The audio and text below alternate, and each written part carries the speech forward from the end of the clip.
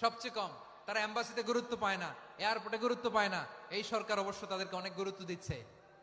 আমাদের অদক্ষ শ্রমিককে যখন আমরা দুবাই পাঠাই, অল্প বেতন পায়, কিন্তু ইন্ডিয়ানরা দক্ষ শ্রমিক পাঠাইলে তার 3 গুণ বেতন পায়।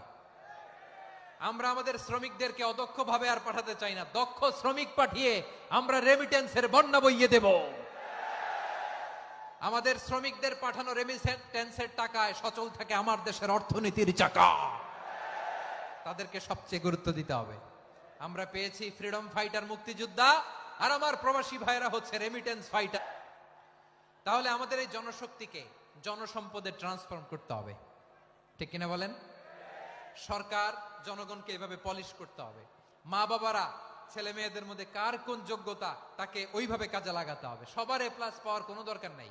আমাদের দেশে একটা টেন্ডেন্সি আছে, পরীক্ষায় এ প্লাস না পাইলে কই তুই কি করলি, পাশের বাড়ির ছেলে এ প্লাস পাইছে, যা ওর পা ধোয়া পানি খা। কি খা? তা আমি ভাবছি যে পা ধোয়া, এ প্লাস পাওয়া ছেলেদের পা ধোয়া পানির একটা পানির ব্র্যান্ড বানাইতে হবে। এরকম লেখা থাকবে, এ প্লাস পাওয়া ছেলেদের পা ধোয়া পানি। খাওয়া নাই, এগুলার খাওয়া নাই।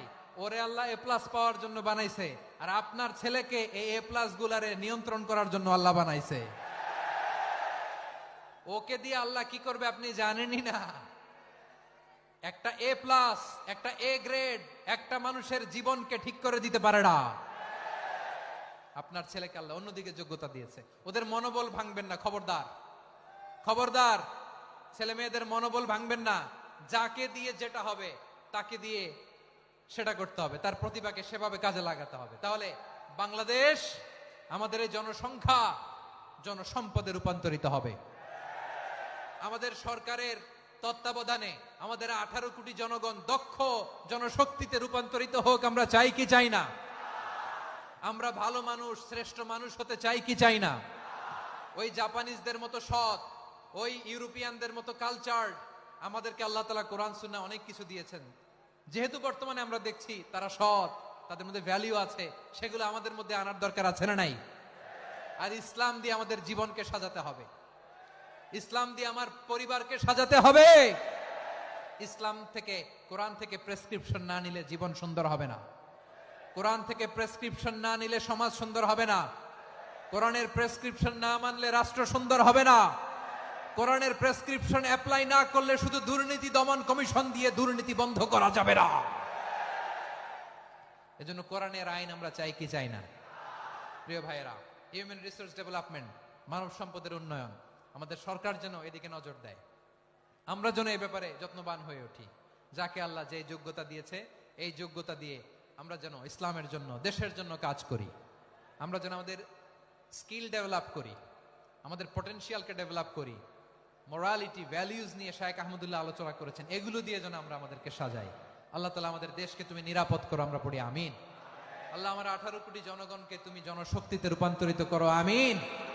আল্লাহ আমরা হাতে হাত রেখে, কাঁধে কাঁধ মিলিয়ে ভাই ভাইয়ে যেন এই দেশকে গড়তে পারি, আল্লাহ তুমি তৌফিক দান করো, আমরা পড়ি আমিন। আমার প্রিয় মহিউদ্দিন ভাই বলেছেন, হুজুর এমন একটা ঘোষণাপত্র দিয়ে যাবেন আজকের এই ঐতিহাসিক যশোরের প্রোগ্রামে, যেটা গোটা বাংলাদেশে মানুষ এটার উপর আমল করে। আমি যে কথাটা বলেছি এটাই, আসুন আমরা আমাদের জনসংখ্যাকে জনসম্পদে ট্রান্সফর্ম করি। আমাদের জনসংখ্যাকে আমরা যেন জনশক্তিতে রূপান্তরিত করি।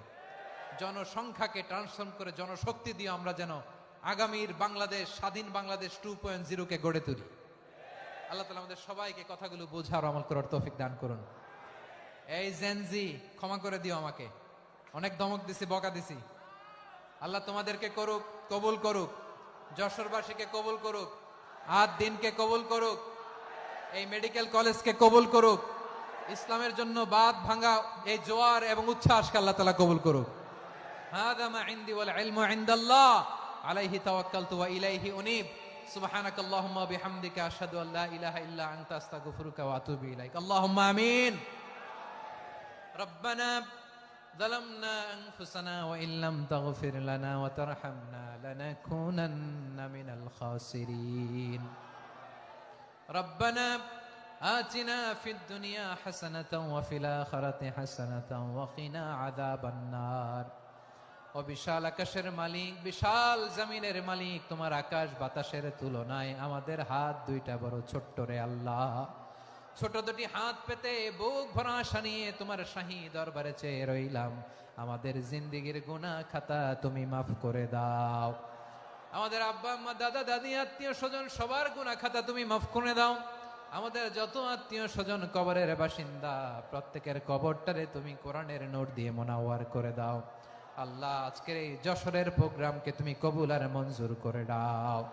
সূরা বনী ইসরাঈলের 70 নম্বর আয়াতের আলোকে জনসংখ্যাকে কিভাবে জনশক্তি জনসম্পদে রূপান্তরিত করা যায়, সিরাতের লেন্সে সিরাত থেকে আমরা শুনলাম। যা কিছু শুনলাম আমল করার তৌফিকে দাও রব্বুল আলামিন। আমার বাংলাদেশকে সোনার বাংলাদেশ হিসেবে কবুল করে নাও। আজকের প্রোগ্রামে যারা জয়েন করল তাদেরকে তুমি কবুল করে নাও রব্বুল আলামিন। লক্ষ লক্ষ নারী পুরুষ যশোরের এই ঐতিহাসিক তাফসীর প্রোগ্রামের মাহফিলে জয়েন করেছে আল্লাহ, যেভাবে সহি সালামতে আজকে মাহফিলে জয়েন করলো, সহি সালামতে প্রত্যেক ভাই এবং বোনকে তুমি গন্তব্যে পৌঁছে দিও আল্লাহ। কত বড় বড় আল্লাহর ওলিরা এখানে এসেছে, মাদ্রাসার হুজুররা এসেছে, পর্দার আড়ালে কত বড় নেককার নারীরা এসেছে আল্লাহ। যার হাতকে তোমার পছন্দ হয়, যার ইবাদতকে পছন্দ হয়, তার ইবাদতের ওসিলায় আজকের দোয়াটা তুমি কবুল আর মঞ্জুর করে দাও। রব্বানা তাকাব্বাল মিন্না